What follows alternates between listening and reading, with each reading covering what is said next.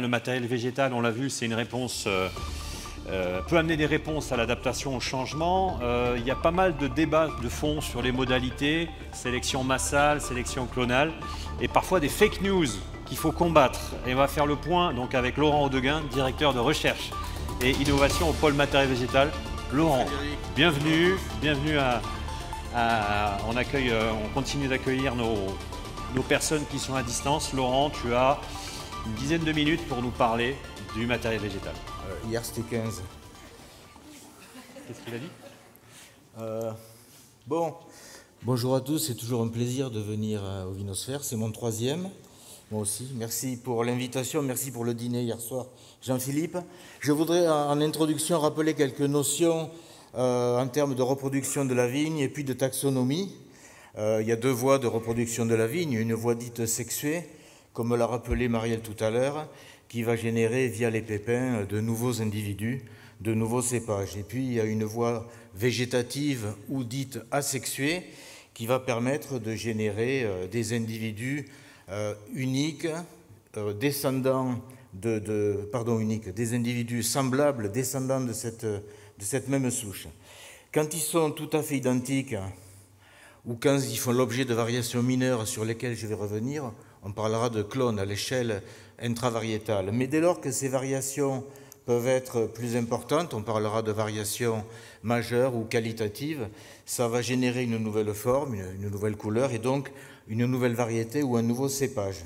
En matière de taxonomie, voilà, pour arriver depuis Vitis vinifera, L, comme pour l'hymne, jusqu'au Pinot Noir 115, voilà comment se déroule la classification. On est au sein de Vitis vinifera, on est dans le compartiment domestique, c'est-à-dire sativa, et puis dans le groupe de diversité, c'est le groupe occidentaliste dans lequel on retrouve les noiriens, dans lequel on retrouve le pinot, et en l'occurrence le pinot noir, et sa déclinaison clonale, une de ces déclinaisons clonales, le pinot noir 115. Alors quand on parle de diversité, de mutation, c'est les fonctions du niveau, cette mutation, qu'est-ce qu'elle va générer? Elle pourra générer des variétés dérivées, selon que ça va porter sur la morphologie, sur le port, sur le rameau, sur la couleur. En l'occurrence, c'est la forme pinot meunier, appelée plus communément meunier. Une variation qu'on retrouve dans des collections, c'est une variation sur laquelle il n'y a pas de pruine, c'est le pinot moureau.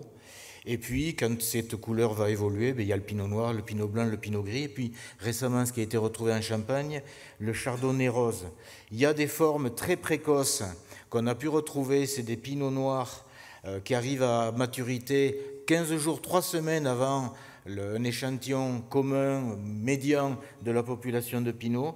Et d'ailleurs, ce qui est très curieux, c'est qu'on a retrouvé ces mutations dans le cas d'autres cépages, je pense notamment aux côtes, où il y a des côtes précoces qui arrivent à maturité 3 semaines avant.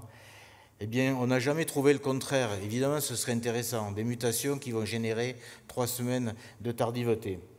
Des mutations qui vont porter sur la saveur.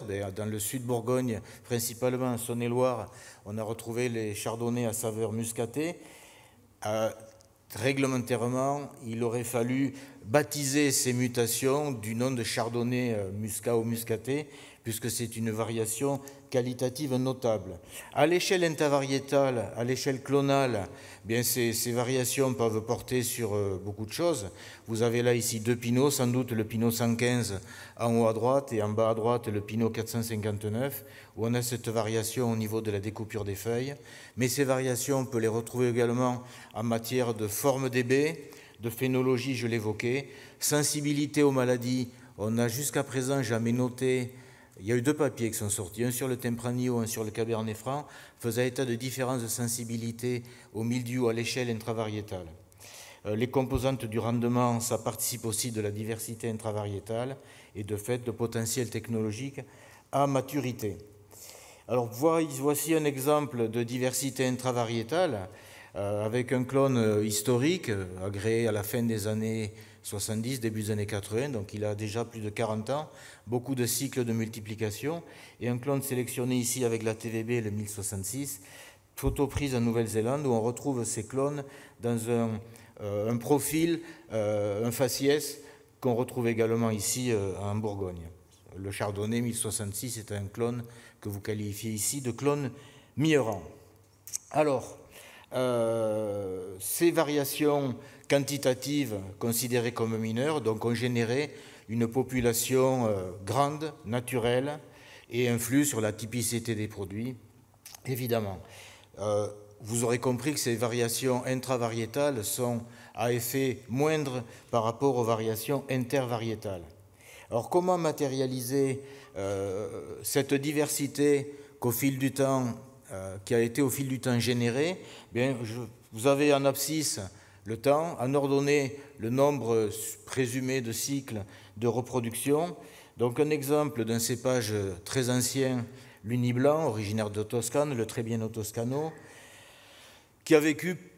Qui a été peu multiplié. C'est un cépage qui n'a pas voyagé à l'étranger. On le retrouve, certes, évidemment, depuis la Toscane, à Cognac, on le retrouve dans le sud-ouest, en Provence, mais à l'étranger, il a été peu multiplié et il a peu évolué. Il a peu de diversité. À l'opposé, on a le Merlot, qui est un cépage beaucoup plus récent, un descendant Cabernet Franc, qui lui a connu beaucoup de cycles de multiplication, qui fait partie de ce que j'appelle le top 6 présent à l'étranger. Et il y a des variations qui, somme toute, restent assez limitées aussi. Et puis il y a l'exemple du Pinot Noir, qui doit dater, selon les historiens, du XIIe siècle, qui a vécu à la fois beaucoup de cycles de multiplication, qui a beaucoup évolué, qui a généré beaucoup de variations. Ce qui fait tout l'intérêt et les spécificités de ce grand cépage.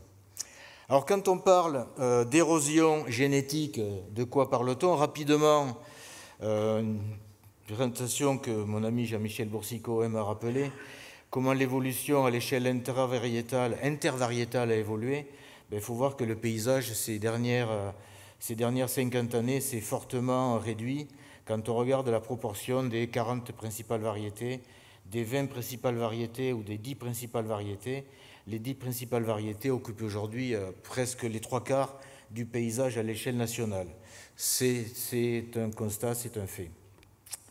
Alors on a un réseau de partenaires avec lesquels on travaille, un réseau constitué qu'on appelle les partenaires de la sélection vigne. Aujourd'hui ils sont 39, avec ici le BIVB, la TVB, la Chambre de Saône-et-Loire, la Chambre de Lyon et la Société Viticulture du Jura, répartis sur l'ensemble du territoire et qui, parmi les travaux menés, veillent à essayer de maintenir de la diversité en installant, Jean-Philippe faisait état tout à l'heure de ce qui a été mis en place plus récemment en Bourgogne, en Côte d'Or sur le Pinot et le Chardonnay.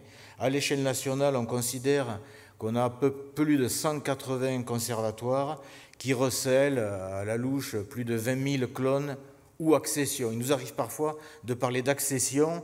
Pourquoi parle-t-on d'accession plutôt de clones? On parlera d'accession quand le matériel n'est pas suffisamment caractérisé. Donc il y a ces efforts qui sont là pour conserver la diversité. Et puis comme Jean-Philippe évoquait ce qui se faisait ici en Côte d'Or, je m'en doutais, et donc j'ai pris pour exemple ce qui a été fait par la Cigarex du Beaujolais ces dernières 10 années avec un travail colossal qui a mené à l'implantation d'un conservatoire sur la commune de Lisieux avec 1600 accessions, ce qui est unique, fruit de prospection qui ont été faites évidemment en Beaujolais, autour du Beaujolais, dans Vallée de la Loire, en Vallée du Rhône, mais également dans le sud-ouest, en Italie et en Suisse. C'est un travail unique. Alors je me doutais bien qu'en me posant la question si la multiplication végétative érodait la diversité, de manière subliminale, il fallait parler de sélection clonale et de sélection massale. La sélection clonale qui en France a débuté après l'après-guerre, sous l'influence de professeurs de viticulture à Montpellier. Aussi, les Allemands ayant été prédécesseurs, on s'est nourri de cette expérience, avec une première vocation, c'était de sélectionner du matériel sain vis-à-vis des viroses, ça a été encore évoqué, qui sont aujourd'hui rédhibitoires, non négociables, le cournot et l'enroulement, et avec un volet aussi pour mesurer la dimension, le profil agronomique, technologique, organoleptique. Et ce que je voulais préciser, parce que des fois on prête au mot clone, je vais y revenir, on l'accuse de beaucoup de mots. Ce n'est rien d'autre, la sélection clonale, que l'exploitation de la diversité naturelle qui existe. Et donc ce qui nous amène aujourd'hui à avoir pour le pinot noir 45 clones agréés et pour le chardonnay 31 clones.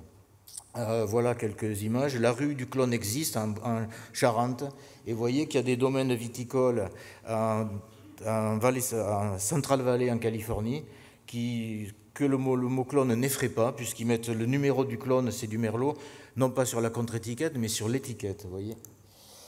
Donc, pour parler cette fois-ci de sélection massale, il y avait un procédé qui était un procédé de sélection massale dite négative, avec une pression de sélection faible.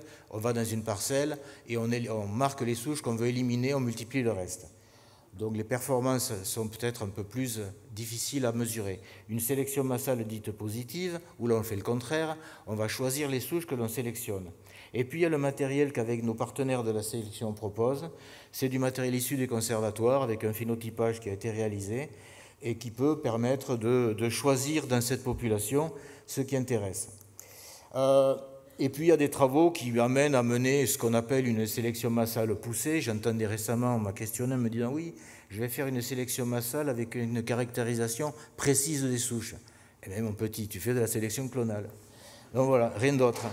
Et ce que je voulais donc dire, c'est qu'en fait, parfois on a l'impression que le mot clone qu'on retrouve parfois dans la presse sous les vocables clonage, et j'ai l'impression que c'est un verbiage un peu délibéré pour jeter l'opprobre sur la sélection clonale que d'utiliser le mot clonage qui a une acception de transformation animale qui n'est pas la réalité. Ceci étant dit, pour parler de fake news, comme Frédéric, tu m'invitais à le faire, alors voilà ce que je voulais vous dire. Souvent on entend dire que les clones sont plus sensibles aux maladies du bois, aux jaunisses. On n'a jamais rien prouvé, mais je ne dis pas que ce ne l'est pas. Mais dans les conservatoires qui ont été implantés, on a vu que dans du grenache, 400 accessions, dans du melon, dans de la folle blanche, il y avait des maladies du bois et on était amené à les redéplacer. Une vraie impasse technique que je voulais mentionner, on entend dire qu'il faut faire de la sélection massale de porte-greffes. Des porte-greffes qui ont 140 ans d'histoire, qui ont très peu muté, vous avez là une vraie impasse technique. Ou alors semer des pépins de chardonnay et de pinot, on l'a entendu dire. Vous aurez une nouvelle variété qui sera très certainement issue d'autofécondation chardonnay ou pinot, avec un risque de consanguinité, et puis fatalement, si c'est ces pépins que vous semez, vous aurez du phylloxéra. Vinifier une population de clones par rapport à une population massale. Est-ce que c'est meilleur que le clone seul? Eh bien, pour tout vous dire, vrai et faux selon les cépages. Nous avons fait des essais il y a une quinzaine d'années, on n'est pas très bon en communication, on aurait peut-être dû communiquer, mais selon les cépages, quand il s'agit de Riesling, le meilleur des clones s'avérait meilleur qu'un assemblage de 3, 8 ou 18 clones. Quand il s'agissait de Grenache ou de Cabernet Sauvignon, on ne pouvait rien conclure. Tantôt c'était le clone seul, tantôt l'assemblage. Mais je dois vous avouer qu'en matière de pinot noir, souvent les assemblages de pinot noir très fins s'avéraient meilleurs que les pinots dits historiques, 115, 777 ou 828. Voilà. Donc des événements qui vont conduire à élargir la diversité, il y a des événements involontaires, les mutations, les rayonnements UV, et on voit que dans les pays de l'hémisphère sud, ce sont des choses qui se produisent souvent.